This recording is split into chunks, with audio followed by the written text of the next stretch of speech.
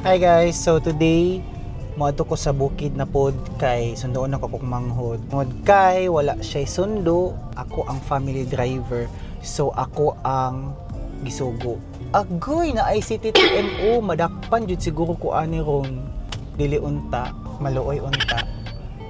And right now magpatubil ko kay wala nay gasolina ang sakyanan. Pait kayo ning wala tay, sweldo pa. Dugay pa tong sweldo. Hala kaloy nadakpan gud si Manu. Ay si ate ang nag-drive, ngising-ngisihan lang. Bago magngisi-ngisi. Wala na, na tunol-tunol again.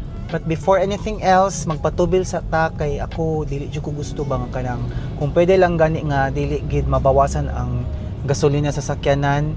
Bahalag tibok adlaw magsige kog din-drive. Kung pwede lang mag-grab driver na lang ko. Pero digid na may pwede mahitabo. Kung saon, kung gasto gud gihapon ta og gas. Pila na may gas karon? Uy, 55 kasakit sa ulo. 55 ang per liter. Ay, unleaded lang, full tank. Sagad. So, mao to siya guys. 55 pesos per liter. Ay, 54 di ay, na-scam ko. Gasto kaayo, magkasakyanan kung sa tinuod lang yun. Pero dili ka bayaran ang imuhang satisfaction kung magbiyahe ka. Kay naagid ang kanang happiness sa pagbiyahe. Kay maulan di ka mainitan. Unya, convenient po jud pag nakaisakyanan. Kana lang kay pag maningil na gani, wala jud kay choice kundi mo bayad jud ka. Pila? Isagad lang. So, if Petron lover ka, dapat nakakaingon natin guys, card nila. Para nakay points. Init sad siya. Muna to, man akong bayad. Akong nagasto guys kay 1139. Maklaro ninyo. 1139. 54 pesos per liter. Nya nga to ang kwarta ani kay wa nakabot og 1,000. Dili ta magsigig reklamo. Ayaw sigig reklamo. Dapat maning kamot ka. Kung gusto ta nga ingon ani kay wala tay laing choice, diba?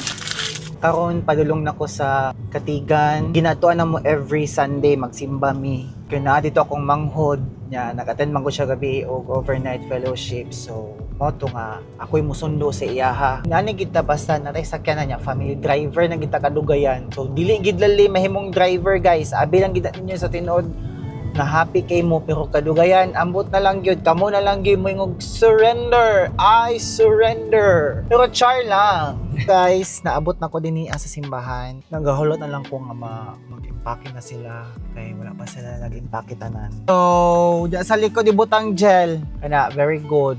Sila Ella. Nalila na ni Aling. Sige. Yun na, sakay na diri ka. Thank you ha. Bye-bye. Bye!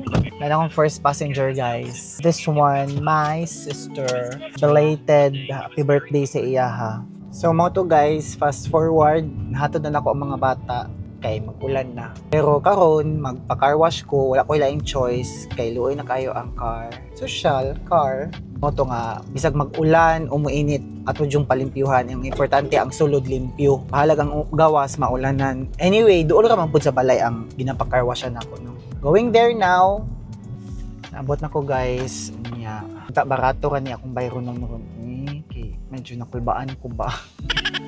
Ay, okay, bandi pa. Okay, thank you. Ayan, nahatod na ako ang sakyanan guys. Padulong na ko karon sa coffee shop.